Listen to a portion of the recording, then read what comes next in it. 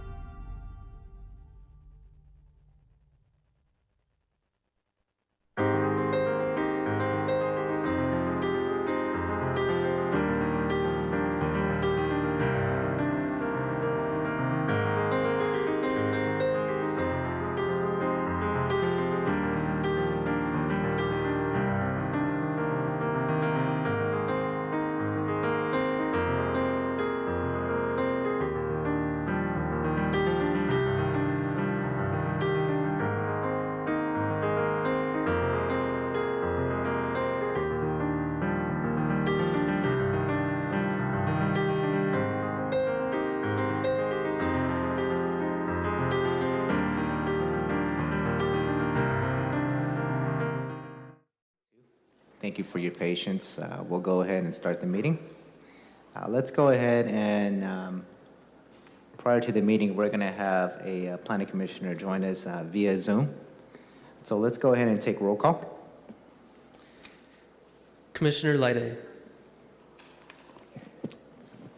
Commissioner Diaz. Here. Commissioner Bray. Here. And I'm participating remotely to care for a family member. Thank you. Commissioner Wagner. Absent. Commissioner Kreiner. Vice Chair Hardy. Here. And Chair Vang. Here, please note that because we have Commissioner Bray joining us via Zoom, all vote will be taken through individual roll call. Okay. Also, real quick, just to clarify, she is appearing via Zoom for Just Cause. Correct. Thank you. Well, now, everyone, if you can, please stand. We'll start with the Pledge of Allegiance. Ready? Begin.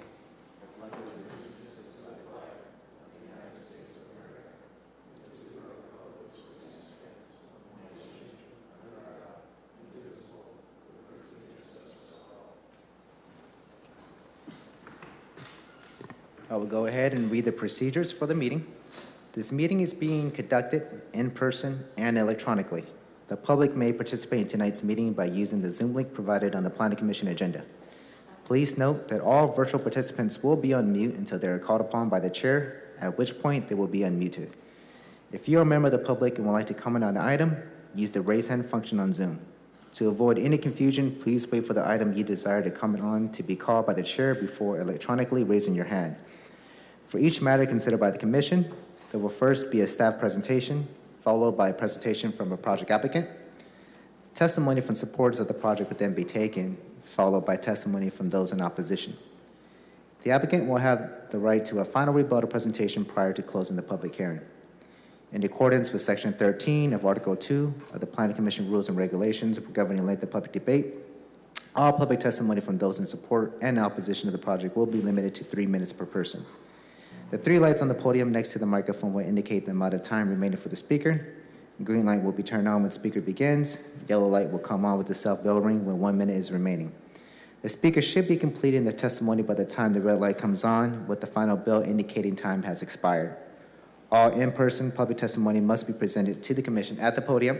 Any testimony that references race, religion, ethnicity, economic status, national origin, or any other classification protected under state or federal law in a derogatory manner shall be deemed irrelevant and will not be considered by the Commission in making its land use determinations. If you challenge these land use matters in court, you may be limited to raising only those issues you or someone else raised in oral or written testimony or before the close of the hearing. Next, we'll go ahead and start with approval of the agenda. Are there any changes to the agenda?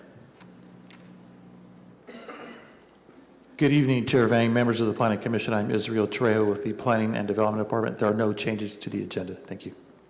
All right, thank you very much. Chair, I would ask that Commissioner Bray, due to being virtual, she does need to have her camera on.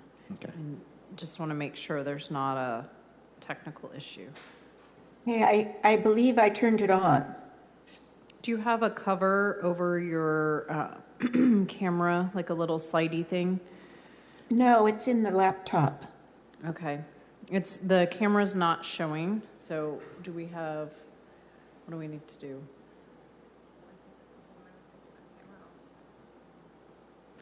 Can you, Commissioner Bray, can you log out and re-log in?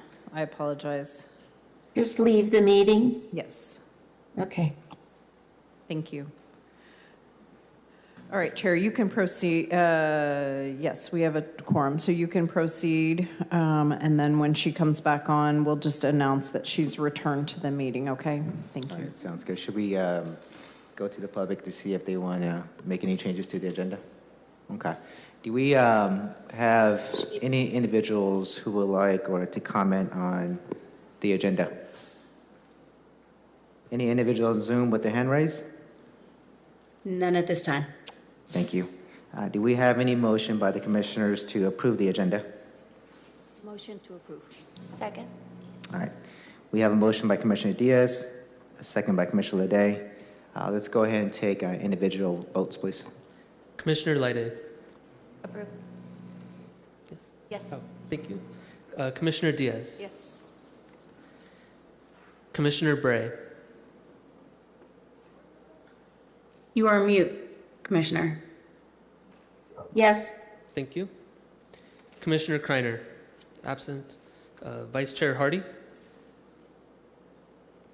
Yes. Chair Vang. Yes. Agenda is approved. Yeah, Commissioner Bray, you're still not showing up.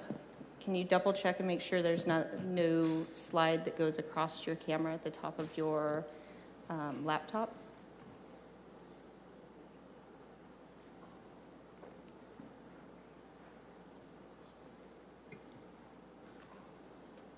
Excuse me, I didn't hear what you said. So your camera is still not on. Can you just double check and make sure there's not a tiny little slide across your camera at the top of your laptop screen? I don't believe there is. I'm going to try to log in on my phone. Okay, thank you. All right, we'll go ahead and move to reports by commissioners. Do we have any? I see none. Let's go to new matters, ID 24233. This is for the consideration of text amendment application number P23033987.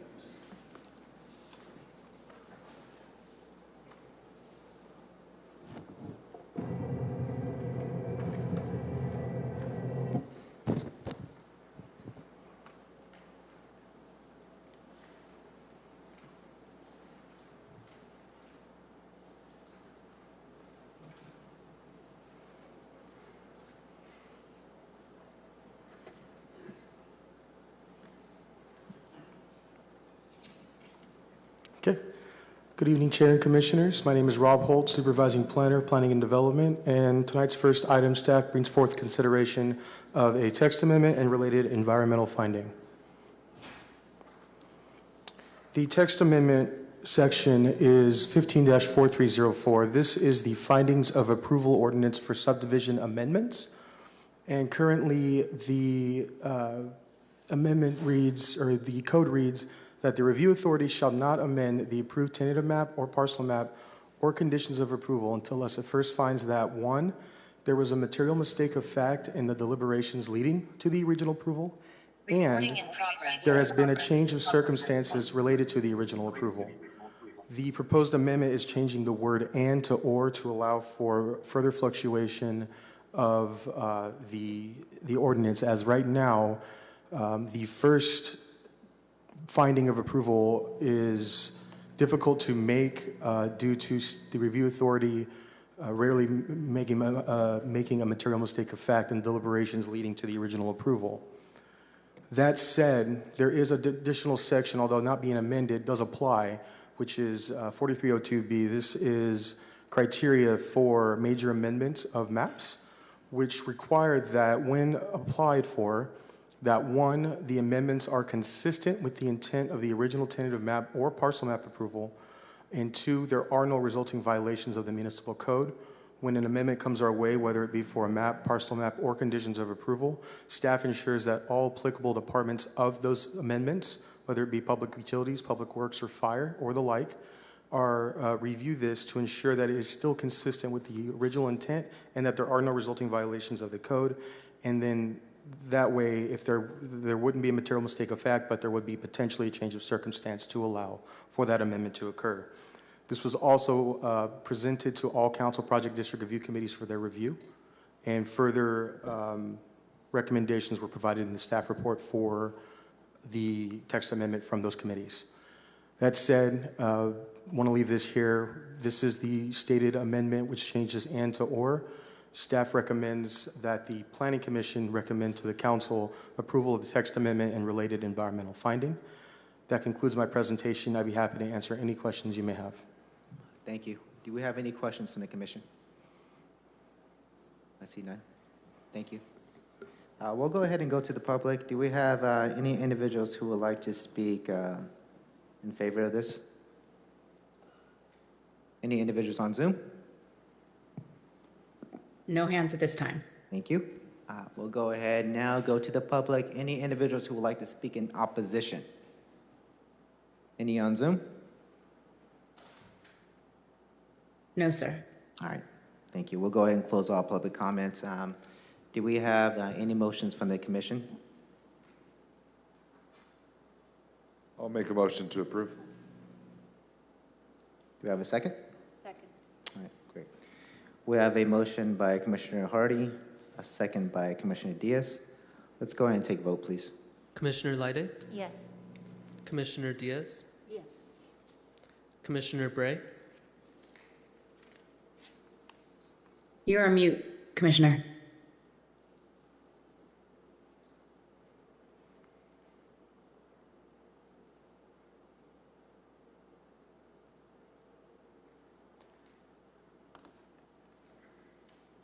Commissioner, I believe if you touch the screen on your phone, it should bring up a little bar at the Okay, bottom. thank you. You're right, thank you. okay,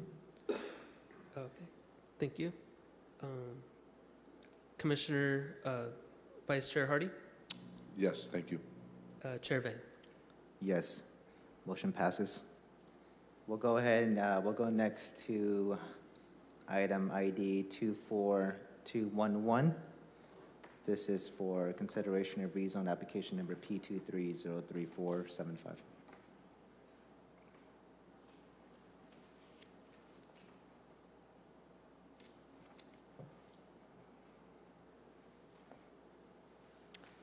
Okay, this is the second item for tonight. Staff brings forth consideration of rezone the rezone development permit application and related environmental finding.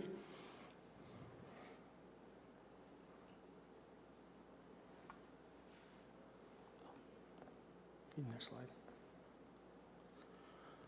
slide. Subject property is located on the north side of East Gettysburg Avenue between North First and North Second Streets. Oh, sorry.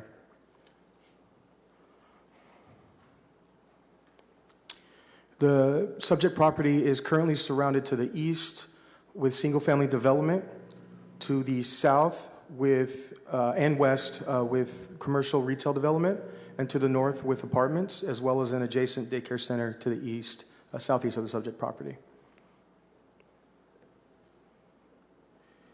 The development proposal in place is an approximately 11,360 square foot medical office building for dialysis treatment, and that is located at the northern portion of the subject property. There's also a pad for a future approximately 5,000 square foot medical office at the southern portion of the subject property. The parking requirements for both combined are 74 total parking spaces, where 97 are proposed. The rest of the development standards for the office zone district are complied with, including landscaping, setbacks, wall requirements, and the like, as well as on and off-site improvements. There is one ingress and egress point off of East Gettysburg Avenue at the southwest portion of the site. This did go to the Council District 4 Project Review Committee, and they did recommend approval. And there was a finding of consistency from the Airport Land Use Commission, of which this went to due to the rezone, which is why we're here today. This is a rezone to remove conditions of zoning on the property. These conditions of zoning came forth back in 1980 with a proposed development back then that clearly did not move forward, as the property is still vacant and was never pursued. But the conditions of zoning still run with the land since they were adopted by council. They act as a covenant. So to do that, a removal of a rezone is required to remove those conditions of zoning. Although there's 10, 3 of the conditions of zoning which are highlighted here really restrict development that is standard of the current O office district based on what it was previously. That includes floor area not to exceed 15,000 square feet, where this subject does, a minimum of 40% of open space, and building setbacks that would not allow for this development to occur on the site. The staff did send out the public hearing notice pursuant to our code, and between that public hearing notice being mailed and to tonight's hearing, we did receive one email correspondence that was sent to you. That email correspondence was with concerns of traffic congestion along East Gettysburg, westbound specifically, perceived by the applicant to be congested currently. And although not opposing to the project itself, would oppose any development that would further congest that East Gettysburg westbound lane,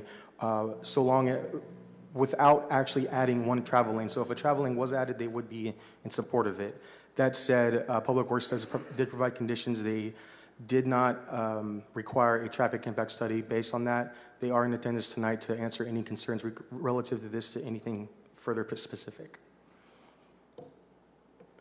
With that, I just want to leave this aerial with the overlay of the proposed development on what it would look like with the existing current surrounding environs. And with that, staff moves forward with recommendation to the commission to recommend, because this is a rezone, recommend approval to the council of the rezone to remove conditions of zoning, the development permit, and the related environmental findings. That concludes my presentation. I'd be happy to answer any questions you have. Thank you. Do we have any questions from the commission? No. Thank you. Do we have the applicant? Hello, Commissioners and Board. My name is Brian Polk with Centerline Design, and I'm here to answer any questions you may have. First, I'd like to start by saying planning staff, Mr. Michael Tran and Rob Holt have done a great job working with us. A little bit of a back history here is that we had formally submitted through DRC and then into a development permit application before we were notified that there was a string of conditions. And as Rob had mentioned, the string is unique. None of the other surrounding parcels in this area those zoning conditions were not applied to any other parcel. So it seems as if there were some personal agenda items with respect to maintaining 40% of landscape area and 96 parking stalls. So those ratios on this site with respect to the geometric shape, it really doesn't go hand in hand. They almost contradict one another. So right now our proposed site plan has 97 stalls, one over the zoned condition, and that area is basically 43,000 square foot of paved area. With the landscape of 40%, that's another almost 35,000 square feet. So our gross land area is only 87,000 square feet. That would be a delta of 9,000 square feet that we could build upon. And with the building setbacks along the rear and the front, it makes it infeasible for us to even develop a building and allow a vehicle to transverse to the east to get to the rear parking lot. So if we comply with one, we don't comply with another. So really, as Rob said, that our design working through with DRC staff and various departmental agencies and going through site plan review, this project design complies with all of the development standards except for these conditions of zoning that were applied to just these two parcels. I'd like to also address another item that Rob had mentioned about traffic.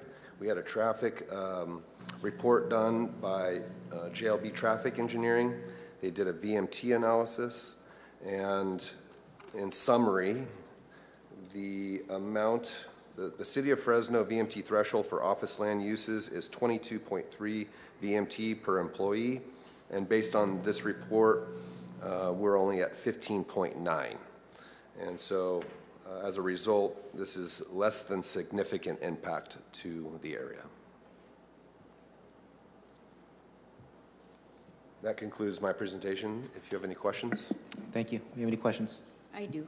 Can you elaborate a little bit as far as what the medical office, what kind of business it's Absolutely. Great question. So right now in the rear of the project to the north property line, it's roughly an 11,000 square foot building shell, and we're designing that to be for a dialysis clinic. And in the dialysis clinic, it'll be about 32 stations, for hemodialysis treatments. And those treatments last about 4 hours. So patients come in, usually come in the morning, they'll sit for 4 hours, and then those patients leave, they do a clean, and then the next cycle of patients would come in. So 32 stations. Your operating hours would be what, 24 hours? Let a me day? grab the op statement.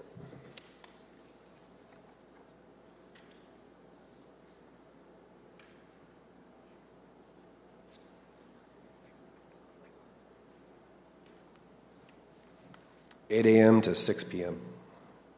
Thank you. Do we have any other questions from the commission?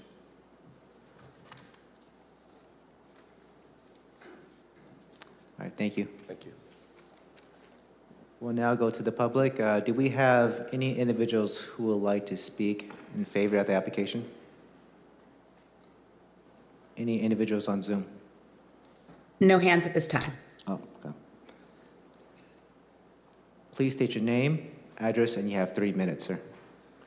Brad Morris, represent the ownership, address 8525 North Cedar in Fresno.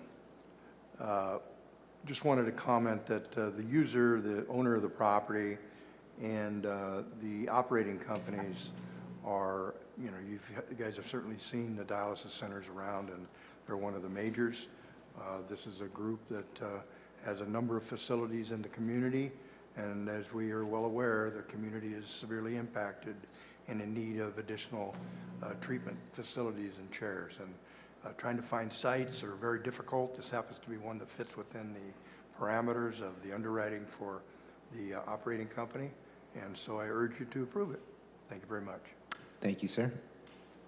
Any other individuals who would like to speak in favor? I see none. Let's go ahead and go to the public. Any individuals who would like to speak in opposition? Any on Zoom? None at this time. All right, thank you very much. We'll go ahead and close all public comments. Let's bring it back to the commission. Do we have any motion or any comments from the commission? I'll make I'll make a motion to approve staff's recommendation. I'll second that. Okay. We have a motion by Commissioner Bray. We have a second by Commissioner Diaz. Let's please take vote. Commissioner Lyde, Yes. Commissioner Diaz, Yes. Commissioner Bray, Yes. Vice Chair Hardy, Yes. Chair Vang. Yes, motion passes.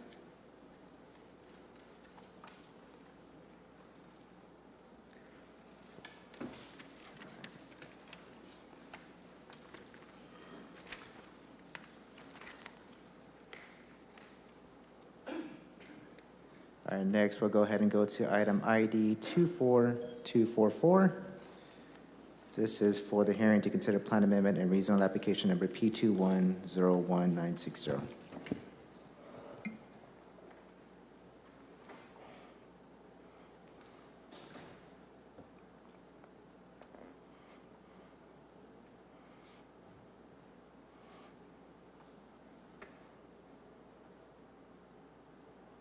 Chair, just to clarify, we're on 24-234, correct? I might have skipped that, sorry. My apologies. You bombard us with all these items. All right. This is going to be for item ID 24234. Thank you, Chair. This is the third item tonight. The staff brings forth consideration of a plan amendment, rezone, development permit, and related environmental finding. The subject property is located on the northwest corner of Tulare Street and North Helm Avenue, just west of Peach Avenue. The property is currently surrounded by single-family residential properties to the south, which are currently located in the county, as well as to the north and west, along with just further west, an apartment complex, and immediately east is Kings Canyon Middle School. The proposal for the change in planned land use is going from currently in the red boundary there as subject property, medium-low density residential, typically 3.5 to 6 dwelling units per acre, changing to urban neighborhood residential between 16 and 30 dwelling units per acre, as well as the corresponding rezone from the current RS4 to the RM2 to ensure consistency with zoning and general plan. The development proposal is approximately 4.83 acres subject property with 112 units for seniors in a gated complex, which an additional unit will be dedicated towards manager caretaker's unit. The density proposed is 23.19 dwelling units per acre, which is in compliance with the proposed change to RM2, which that density range again is 16 to 30, so that 23 falls in line. So amenities on the site include a clubhouse with a community hall or a banquet hall, as well as an exercise room and a swimming pool. There are 2 ingress and egress points, although gated. They are both on North Helm Avenue towards the southern end and northern end of the subject property. There was a neighborhood meeting in place, although not identified in the staff report. There was a neighborhood meeting that occurred on January 15th, 2020. There were 16 members or citizens in attendance, all of which were in support, and there were no concerns of the project at that time. And during the Airport Land Use Commission meeting, they provided a finding of consistency, 5 votes to 0. It also should be noted that there are 2 different buildings. There are 9 one-story buildings along the western and southern property lines, which are adjacent to the existing rural residential and single-family development to provide more of a single-family character and nature along those other single-family uses, with the other 10 buildings along the street side, the eastern portion along Helm Avenue, to kind of provide that buffer between both. And with that, I'm going to leave it with the aerial map that kind of shows the development as proposed with its existing environmental surroundings. And with that, staff would recommend that the commission recommend approval of the plan amendment, rezone, development permit, and environmental finding to council. And that concludes my presentation. Be happy to answer any questions you may have. Thank you. Do we have any questions from the commission?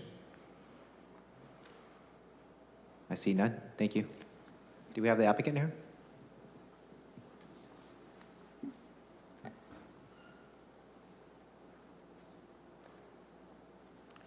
Good evening. My name is Tommy Meza. Tommy, I may you please yes. lower the mic a little bit just so Sure, we can hear you of better? course. Thank you, sir. Sure. So like I was saying, my name is Tommy Meza. I represent a local nonprofit located here in downtown Fresno, Sir Jobs for Progress. It is our intention to go forward with this senior community. We are designated 112 units. We understand the demand for housing and more affordable housing, to be specific.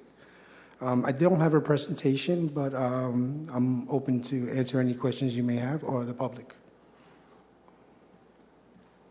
All right, thank you, sir. Do we have any questions from the commission? Yes, just in terms of affordable housing, could you explain that so that somebody in the public would know what that means? Sure. Well, there's a threshold that's created through the HUD department, which creates a threshold for what's considered affordable housing. We are way below that threshold. We currently have a senior community property right around the corner. I think our current rents are around $700 per unit. And I believe the current rate for the voucher is close to about $1,200.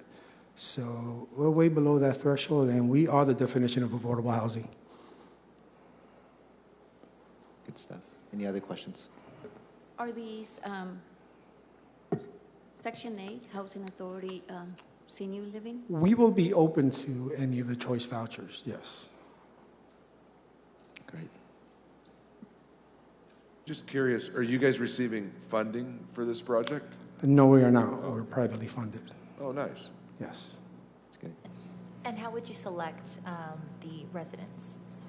Well, that would be left up to the management team. They would have developed the criteria for our residents. I'm sure it'll be along lines with our existing criteria, and I'm sure we'll stay within the parameters of what's considered a standard criteria for seniors. You know, we do background checks and things of that nature, and the caveat would be just to get some of the best tenants in our neighborhood. Thank you. Thank you. Appreciate it. Thank you. You guys have- We'll go ahead and we'll go to the public. Any individuals would like to speak in favor of the application? No hands online. Thank you. Please state your name, address, and you have 3 minutes, sir. Thank you, Mr. Chairman. My name is Jose Leon Barraza. I'm the CEO of the Southeast Fresno Community Economic Development Association. I'm also a property owner. I have 2 properties close to the site. One happens to be 5 apartments and a home, and the other one, it's the single home where I hope that I can develop soon. I wanted to say that I've had an opportunity to meet with the proponents of this project, and I was very impressed with the project. We asked a lot of questions, and we are basically ready to support this project. As you know, our mayor and local officials talk about a housing crisis we have in our community. We have the investment of this money coming to our community that will be creating jobs, training opportunities. And that's something we like to do, our nonprofit, work with that nonprofit for job training and the placement of local people in jobs. Because frequently we hear that people come from San Francisco and LA to take the jobs of these projects. And that would be very important for us, that the folks that are hired are from the local area. And we're also very impressed with the track record of SED, Jobs for Progress. Not far from there, they have a development, I believe there are 75 units of something they call Las Casitas de Ser. It's a wonderful project, and it has a lot of amenities, and I was assured that this project will have all those amenities. Like, in fact, it has a swimming pool. I mean, that's something we don't hear very frequently that these projects contain. So we as a nonprofit are very happy to see these kinds of investments, and we support this project. Thank you, Mr. Chairman. Thank you, sir. Do we have any other individuals who would like to speak in support? I see none. Let's go ahead and go to the public. Any individuals who would like to speak in opposition? Any on Zoom? No hands online. All right, thank you. We'll go ahead and close all public comments, bring it back to the commission. Do we have any motion or comments from the commission? I would like to ask a question to the applicant. Yes, that's fine. I would like to ask a question to the applicant, and that is, if the nonprofit is going to be holding title, or is it going to sell the property after it's built? We are going to hold title. Yes, it's our intention. Well, we have currently 400 units throughout California. It is our intentions to increase the supply of housing. We have no intention of selling any of our properties. We're pretty firm on that. Thank you. Yes. All right, thank you. Do we have any motions or additional comments from the commission? I'll go ahead and make a motion to approve staff's recommendation. I'll second. All right, we have a motion made by me and a second by Commissioner Diaz. Let's please take individual votes. Commissioner Lyde, Yes. Commissioner Diaz, Yes.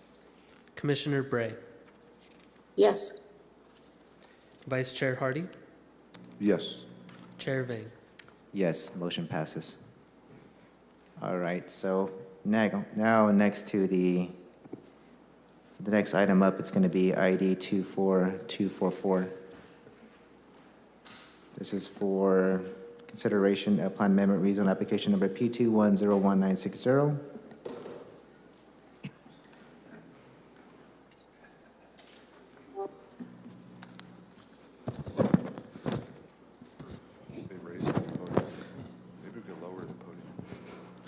All right, good evening, Planning Commissioners. Good evening, members of the public. My name is Stephen Martinez, and I'm the planner overseeing the Costco Commercial Center project. Its associated entitlements are listed there on the screen, along with its environmental impact report. Here's an aerial map of the project site. It is located northeast of the intersection of West Herndon Avenue and West Riverside Drive. The project is surrounded by single-family residences to the west, the Riverside Golf Course to the north, and then Marketplace at El Paseo is southeast of the project site. The vacant parcel south of the project site is, I think, under development to become apartments, and the property to the east is currently vacant with no known plans. One of the entitlements with this project is a rezone, with the proposal to rezone the property from commercial community to commercial general. This would allow for the development of the proposed car wash. And with the rezone, the site development is permitted through a conditional use permit, which is another one of the entitlements being considered. The project also proposes an associated plan amendment, two of them actually. One is to change the plan land use from commercial community to commercial general. And then the second is to redesignate West Herndon Avenue between North Riverside Drive and North Hayes Avenue from an expressway to a super arterial. So the project itself, as I said, it's the Costco Commercial Center. It proposes a 219,000 square foot Costco with an associated market delivery operations. The market delivery component is the company's last mile facility delivery for large and bulky items. At these facilities, these large items get on a truck and are delivered directly to members' homes. The project also proposes a 16-pump, 32-dispenser fuel station with a 13,000 square foot fuel canopy. And it also proposes a 4,800 square foot automated car wash facility. No vacuums are proposed with that project. Also 873 parking stalls, some trailer parking stalls, 7 drive approaches, curb, gutter, sidewalk, traffic signals, golf course netting, water and sewer mains. It's a full development of the area. It's a very extensive project. Here we see some renderings of the site plan with the overall site layout on the side there. Zoomed in, we kind of get the layout of the fuel station and the proposed car wash, which are going to be located on the north side of the property.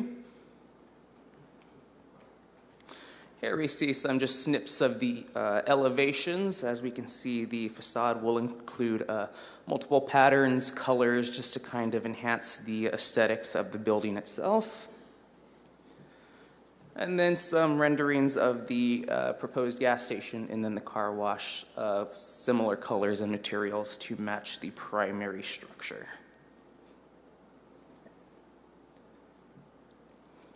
So as mentioned, an environmental impact report was prepared for the project. Just brief overview, an EIR was prepared, and what EIRs do is they are documents that provide an in-depth analysis of the project's potential impacts on the environment. The document will also identify mitigation measures and alternatives to reduce the project's impact. Once a draft EIR is complete, it is sent around for public review, and at the end of the review period, the city is responsible and required to respond to all comments, and there must be good faith and reasoned analysis in the response. Excuse me. In determining that an EIR was the appropriate environmental document, the following topic areas that are on the screen there were considered and reviewed in the EIR. Specifically, Chapter 3 is the in-depth analysis. The EIR also included various technical and supplemental studies as listed there on the screen to fully identify the project's impact on the environment. Pursuant to the CEQA guidelines, environmental impacts can have one of 3 classifications: less than significant with incorporated mitigation, and significant and unavoidable. The EIR determined that this project will have 4 significant and unavoidable impacts, specifically impact 311-1, 313-2, 313-3, and 4-13. We do have our environmental consultant available this evening to go further in depth into these impacts.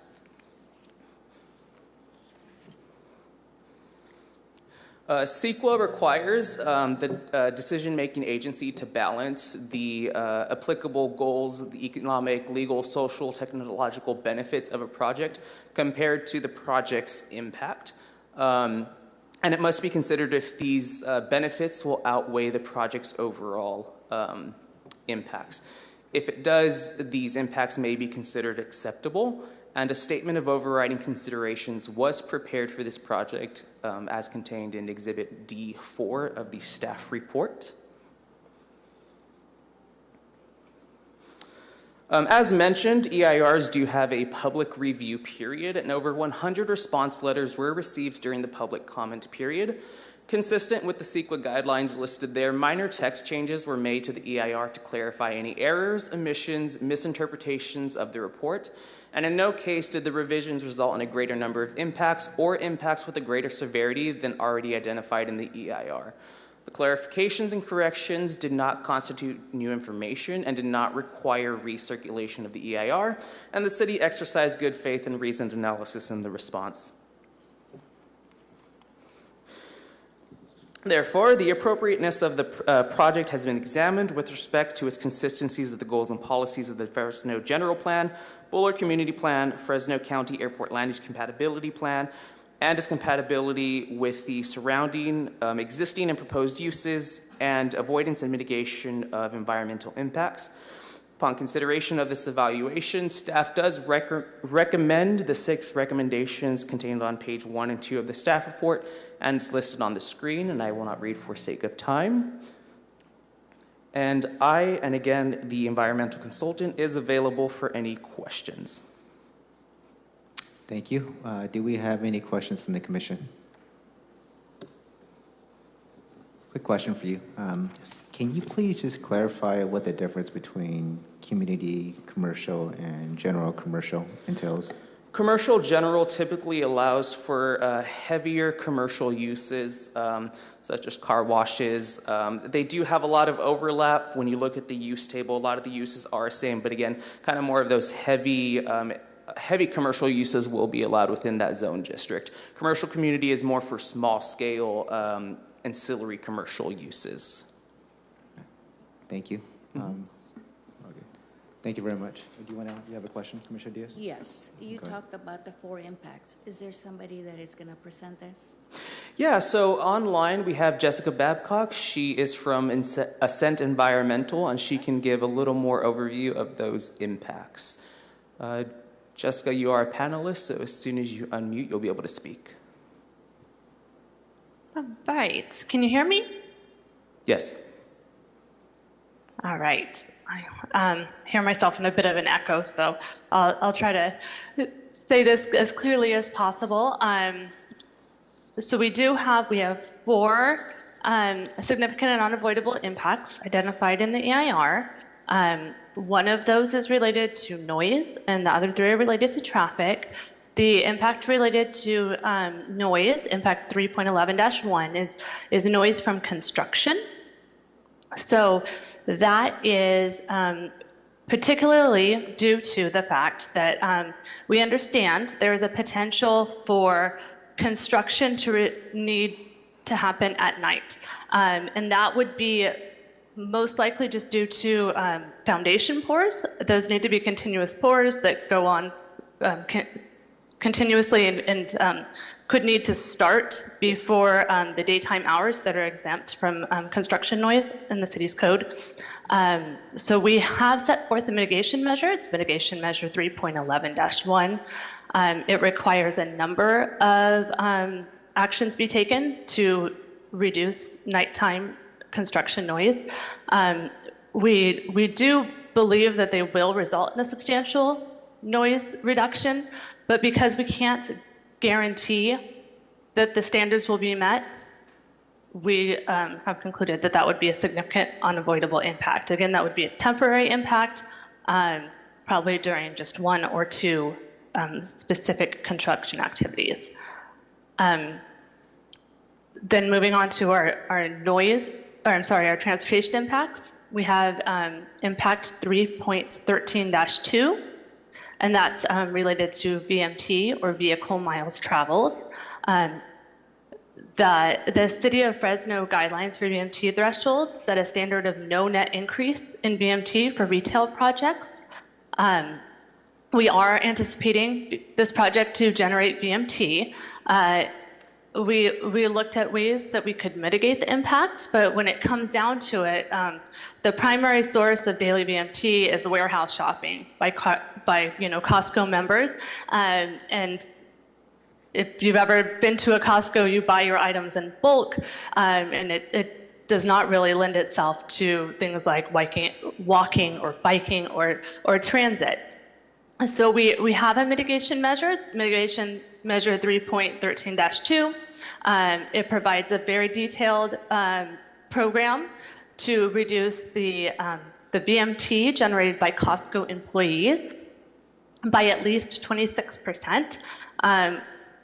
However, we weren't able to identify mitigation measures that would get us to the no net increase standard for the project overall. So that is a significant unavoidable impact. There's also impact 3.13-3 related to traffic hazards. Our transportation impact analysis identified potential queuing impacts at 3 intersections in the general project area. And what that means is that at certain times of the day, cars could line up and extend beyond the turn pockets and into the travel lanes. And the city considers that a potential traffic hazard. So that could occur at North Riverside Drive and West Fur Avenue, North Riverside Drive and West Herndon Avenue, and North Golden State Boulevard and West Herndon Avenue. The city has issued several conditions of approval for the project that would require implementation of offsite improvements to reduce the transportation hazards, but there are no feasible offsite improvements at North State Boulevard and West Herndon Avenue that would fully alleviate the queuing impacts. We do have mitigation measure 3.13-3, which identifies everything that is feasible to do at that intersection. That includes changing signal phasing, writing do not block lettering on the intersection, partial reconstruction of the median. But because high-speed rail property is along the alignment there, it limits some of the improvements that would be feasible. So those are our 3 primary significant unavoidable impacts. We also have impact 4.13, or 4-13 rather, which is the cumulative transportation and circulation impact, which really ties back to that VMT analysis. Because there's a project level VMT is expected in the region overall, the impact is significant and unavoidable for the same reasons we discussed already. All right, thank you. Do we have any additional questions from the commission? Thank you. And really quick, I do apologize, I forgot to mention that up there with you are a couple of documents that have been revised. There is an errata, which is going to be minor changes to the final EIR. And then we also have a revised version of the findings of facts with a statement of overriding considerations and MMRP. The revisions to these documents are minor text changes, clarification, revisions of errors that were in those original documents. So those will ultimately replace the original ones identified. Again, they're just minor changes to clarify errors. Okay. All right, thank you very much. Do we have the applicant, please?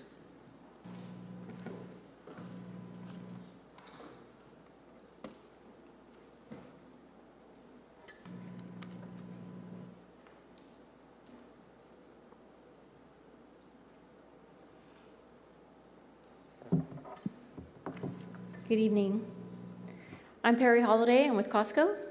I am the development director assigned to this project. I've been on it for a little bit over a year now. This project's been actually in the works for over 6 years. So I wanted to first of all thank staff because they've done a really great job basically bringing us to this point. We've had a lot of conversations prior to Stephen coming on board. It's been a few years now that we've worked on getting our project through the EIR process and to present to you here today. So I wanted to say thank you to Stephen and the rest of the city staff for all of their hard work and support. So I wanted to kind of explain a little bit of a background on our project. Costco's been in the community for over 40 years now. We have 2 operating warehouses that serve our local members and also provide significant tax dollars to the community. The location that we're planning to relocate from to this location is the 4500 West Shaw location. It was opened in 1985. So as you can imagine, our buildings and our sustainability, our energy efficiencies have all improved quite a bit over the last 40 years. So we are very much interested in relocating to a site that will accommodate a standard size warehouse, which are the ones that we're building now. And as Stephen mentioned, this project has an MDO attached to it, and that is a model that we're building in 17 other cities right now that we're hoping to open by the end of this year. So it's a kind of a new hybrid of an old Costco that we're used to seeing. So anyhow, getting back to the relocation, we expect a lot of our members from the Shaw location to now shop at this location when it opens, and possibly some of our members that shop at the Abbey location as well. I also want to point out, when I mentioned that this project's been in process for 6 years, the site was identified in 2018. We actually had a meeting with planning staff and Public Works and had brought to the table a few various sites, and this site was specifically chosen by the city for us to take a look at because of the zoning, the infrastructure that's in place, and very much for the proximity to the interstate and where our demographics are located for our existing member base. So the city was very much involved in helping us select this location. And then also, just to clarify some of the rumors that we're building the largest Costco in the city of Fresno, that's a miscommunication because of the MDO component. This particular location is going to be our standard size Costco warehouse with a last mile delivery service for delivering bulky goods to our members in the community. And so with that, I just wanted to introduce my team. They're all here today. We have our planning consultant here, our civil consultant, our architect, our land use legal consultant, also our landscape architect, and our fuel consultant as well. And how do I move to the next one? Is it just this? Correct, yes. Okay. So I just want to also point out that currently 60% or more are current members at Costco. So the relocation is really to give our members a better experience than what they're currently experiencing at the 40-year-old Shaw location. I also want to point out some of the benefits that we provide to the community. Besides sales tax, we also donate to a lot of the local charities, including the, I can't even pronounce it, Pavarello House, the Holy Cross Ministries, Fresno Central SDA, Bo's Animal Shelter, and the ARF Animal Rescue. We are always looking for new opportunities to provide further donations and charities, and with this new location, there's a good chance that we will be also working with the backpack program for our local school kids. And so with that, I'm actually going to turn the mic over to our architect, Mike Knopf, and he's going to walk you through some of the specifics on the building. Thank you, Perry, and thank you, commissioners. Just to reiterate what Perry had mentioned just moments ago, the existing Shaw warehouse is an incredibly old warehouse. It does not fit up to Costco's current standards, and so a lot of what we want to do is to implement Costco's newest prototype into the Fresno community. As part of that, as Perry also mentioned, we want to incorporate the last mile delivery into part of Costco services out of that warehouse, along with the typical store, we also have ancillary businesses, including the fuel facility, as mentioned by Stephen, and a new car wash proposed on the site. The new fuel facility would be a 4x4 or a 32 dispenser location, which is an increase in size in comparison to the fuel facility provided at the Shaw location currently. Also, with site access, there is going to be improved site access to this store in comparison to the existing Shaw location through access points on Arthur and on Riverside and one on Spruce. Just to give a little bit more context, in the grand scheme of things, I'm sure we're all aware where the project is, but our site location, as outlined by Stephen previously, and also in context with the North Veterans Boulevard new interchange. To go dig a little bit deeper into the site plan, we have, as mentioned, the fuel facility and the car wash on the north side of the site. We have several access points around the warehouse, including a new signal on North Riverside and Fur. We have a new left turn pocket coming off of Herndon, connecting into the newly constructed Arthur Avenue, which will have 3 access points to the Costco property off of the newly constructed Arthur Avenue. As part of this project, we will also be constructing an extension of Spruce Avenue to connect the 2 existing ends of Spruce. As far as building location on the site, I would like to mention the fact that there is a high voltage power line that runs through the northern half of the site. You can see it briefly or loosely on the site plan by where the landscape trees are not existing on the site plan. And so that provides a significant limitation to where we could place our building on the site and allow it to function in the way that we need to operationally. To review truck patterns very briefly, the primary access point for all of Costco trucks will be off of Arthur Avenue, utilizing that access point from Herndon to Arthur, and then making a maneuver on the south end of the building to enter into a couple of different loading dock positions. As far as the warehouse design, Costco, again, is using the latest and greatest in terms of their materials, which will help to improve energy efficiency and durability of the project. There's metal panel or ribbed metal panel throughout the bulk of the warehouse.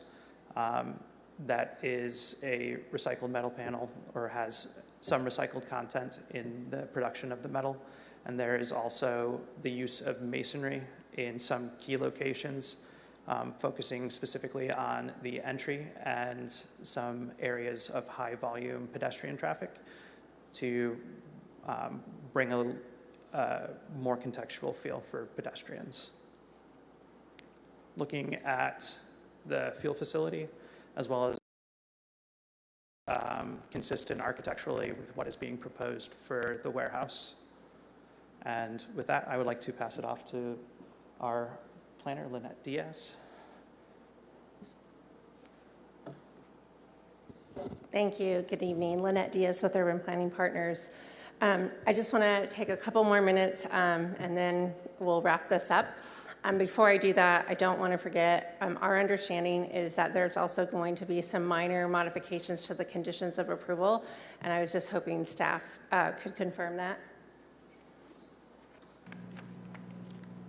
Yes, so again, I do apologize.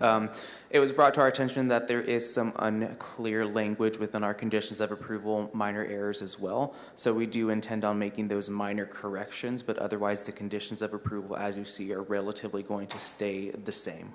So, thank you. Any questions on that, Commissioners? No? Thank you. Thank you, Stephen. All right, so we just wanted to highlight a couple things that we've been doing with the community and stakeholders in the area, as well as, we did submit and we've been working with city staff since early 2021. During that first year, second year, we did hold 2 community meetings. We also did a series of small group meetings with various stakeholders, and smaller groups, including residents, Forgotten Fresno, the school district. We also held a neighborhood meeting a few weeks ago, primarily with the neighbors to the west of the site. Go ahead and, oh, I hit the next slide, sorry. There we go, sorry.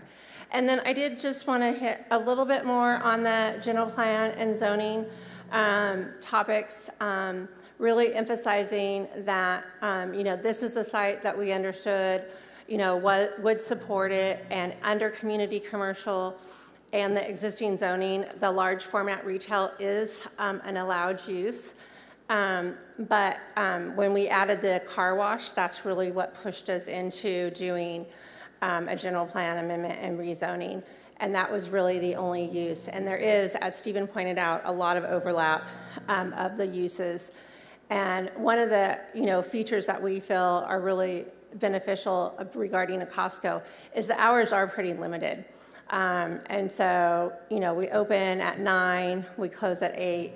And a lot of the traffic is outside of the peak hour. And so it can be better than a mix of other retail stores or a grocery store that could be open 24 hours, that type of thing. So wanted to make sure everybody understood that.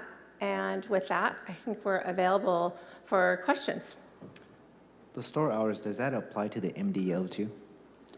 The MDO, there will be some activity with the MDO and loading during the nighttime.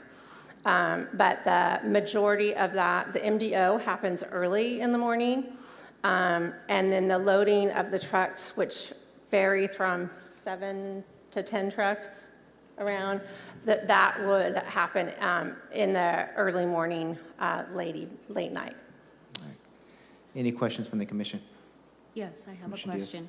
In your community meetings that you mentioned that you had two, can you share how many community members actually came out to your meetings? Were they residents or businesses? A combination of both. The ones that we held in 20 and 21, they were during the pandemic, and so they were online, but we did have a pretty good turnout for those meetings. And then the smaller ones, we met with the school district, and the golf course and some of the surrounding uses, and then we met with Forgotten Fresno. That was just 2 representatives. And then our community meeting a couple weeks ago, we had a good turnout of residents there, and we worked with the Chikara movement to help organize that meeting. How many are we talking about? There was probably around 50. At the last one? Yeah. I thought there was more. Yeah, I think there was if you didn't count consultants and everything, probably around 60. Thank you. I have a question. If this should happen, do you have any plans for the older building, 4,500 Shaw? The existing gas station will remain, and we, as you may or may not know, Costco doesn't own that site, and so our lease is up, and so we don't have control over what will happen in the store, but we do plan to keep the existing gas station there. Do we have any other questions from the commission? Thank you. Thank you. Appreciate it. We'll now go ahead and, due to the amount of potential speakers and to ensure that everyone gets an equal opportunity to speak, we're going to go ahead and limit public comments to 2 minutes. Okay? Any individuals who would like to speak in support of the project?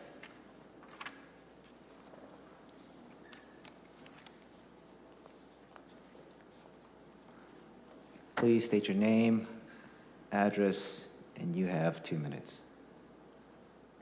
Good evening, Commissioners.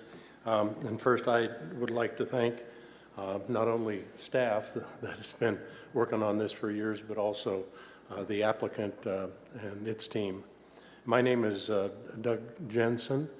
I'm with the firm of Baker, Manick & Jensen here in Fresno, and that address is 5260 North Palm, Suite 201.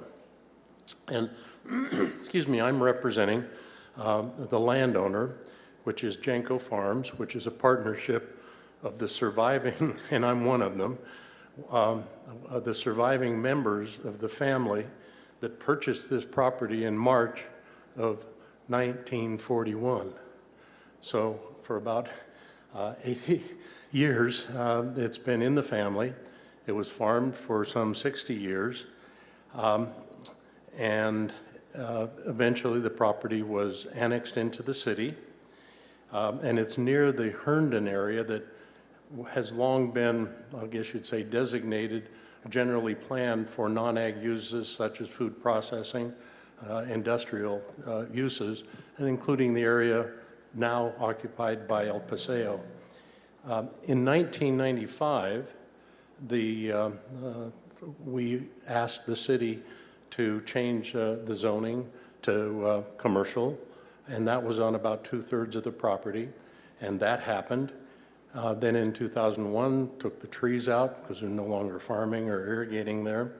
And then in 2003, 20 years ago, the remaining roughly 1/3 of the property was also given a commercial designation, commercial residential. And finally, in 2012, the entire property came under the existing commercial community designation. So for more than about 30 years, for anybody who was looking at the general plan, they'd know that all or a significant portion of this property was destined for commercial use. So now is the time for such a use, and we urge you to recommend to the City Council to approve this application. Happy to answer any questions. Thank you, sir. Thank you. Appreciate it.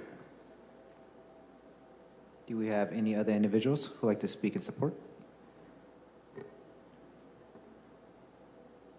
Any individuals on Zoom?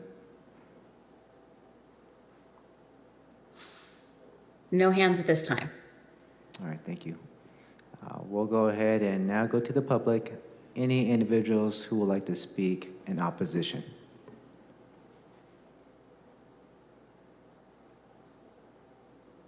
Please state your name, address, and you have 2 minutes. Oh, the extra short time. Good evening, Commissioners. My name is Dan O'Branick. Address is 657 East Hedges. That's in the Tower District. Not quite in the backyard of the Costco project, but I'm here because the project is near and dear to my heart, and I think is going to be really pivotal, for better or for worse, for all of Fresno. I submitted comments in response to the draft EIR. It's the last comment. It's comment 103 in the file, and there's responses that are provided to those too. I want to tell the Costco folks I appreciate some of the information they provided because they did address some questions, but not all. The short answer I'd say is responses aren't always answers. And I think like the overarching 3 main points I made on the front sheet of my comment still stand. The first one has to do with how the GPA rezone was handled for this, and it mainly has to do with the MDO, which has been referred to as a last mile facility. That is analogous to me to a warehouse operation. It's definitely a smaller scale operation. I actually think it totally makes sense with what Costco is trying to do, but I have some questions procedurally how it went down. I'll defer to the comments. I'm a CEQA practitioner. The single biggest issue I have with this is you cannot reconcile having a significant and unavoidable VMT impact to the magnitude that they had, where it's a massive, high amount of things. And in the same document say, no, we're going to have a less than significant, no mitigation GHG impact. CEQA is about disclosure, transparency, informed decision-making, opportunity for public participation. They can have that impact, and this project still gets built, but they absolutely have to disclose that, and it's like extremely egregious that it has not been disclosed that way. I think it is, I'm not here representing anybody. I'm here representing me. That is a very big red flag issue, and I'll talk about it more at council, I'm sure, too. The last thing is just consideration of alternatives. They talked about how many comments were submitted. By my count, it was something in the neighborhood of, it was 37 in favor, 49 opposed. There was 1 duplicate comment. A lot of the in favors are the reason that I'm in favor, and why they want to build a new site is the existing site, everybody knows, is hamstrung. And the general location is good, but the specific site really has some drawbacks that I think could be avoided very specifically by building this thing on either side of veterans where there's land available. I'm sure the landowner isn't going to like to hear that, but it's a high-value site no matter what. I think that would, that's just a large planning thing. I know I'm not the only person in Fresno, and I might be at my time, but I thank you for listening today.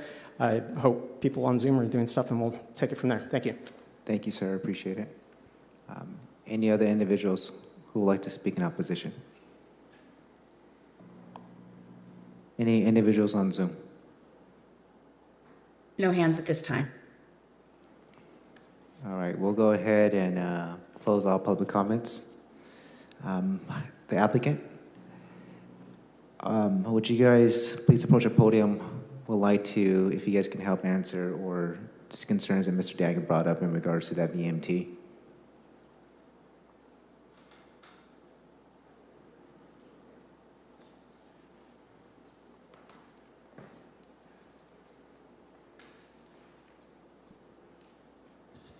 Good evening, Commissioners. Anna Shimko from the law firm of Burke, Williams, and Sorensen, outside counsel to Costco.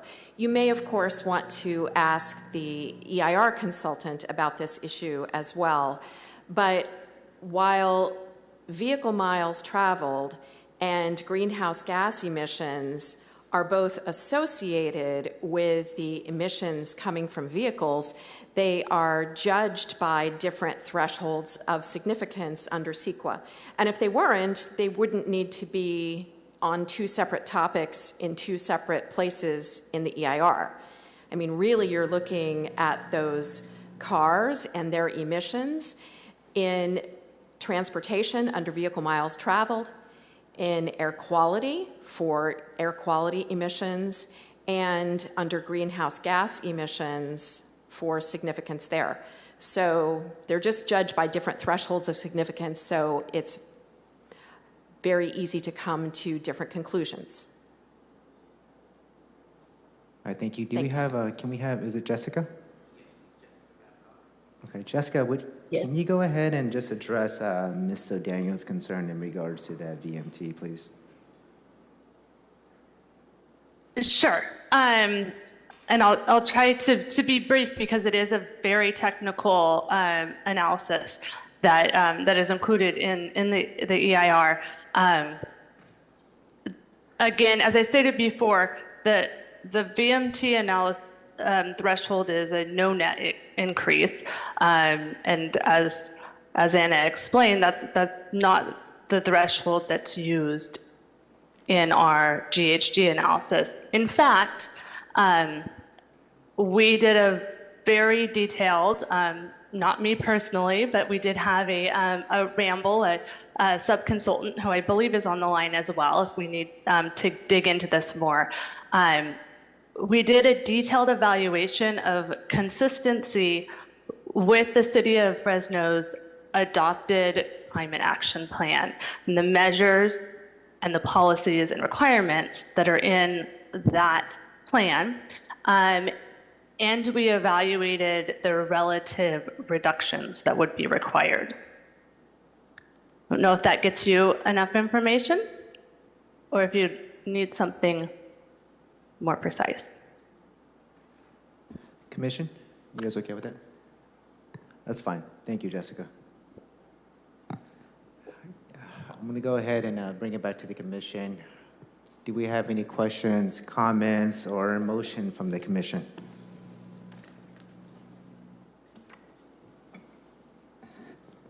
I'll go ahead and just make a comment. I think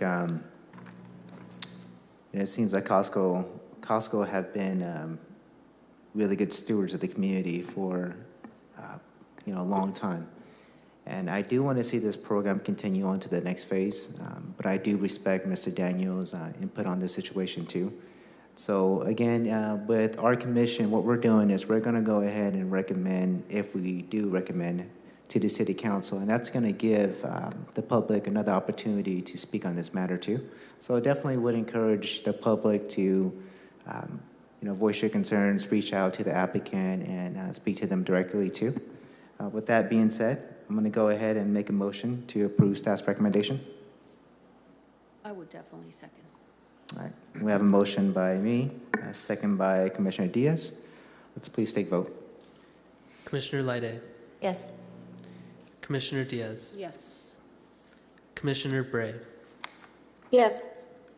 Vice Chair Hardy, Abstain. Chair Vang. Yes.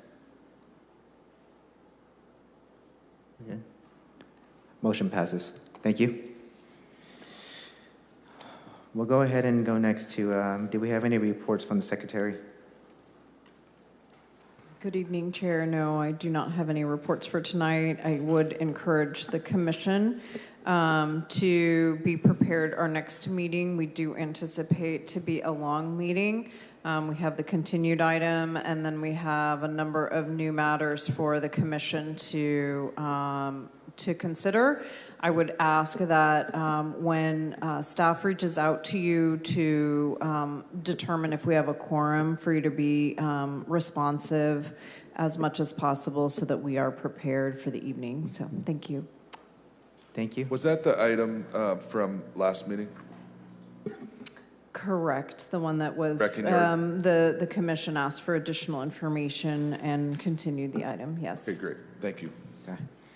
Do we have any unscheduled oral communications? Any on Zoom? No, sir. All right, it's currently 7:18. Everyone have a wonderful evening. Meeting is adjourned.